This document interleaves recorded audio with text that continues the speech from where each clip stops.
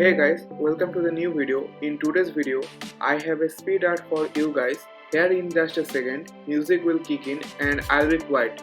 So now I will show you how to create a chat dashboard in AdobeXD. So let me know in the comment section what you guys think.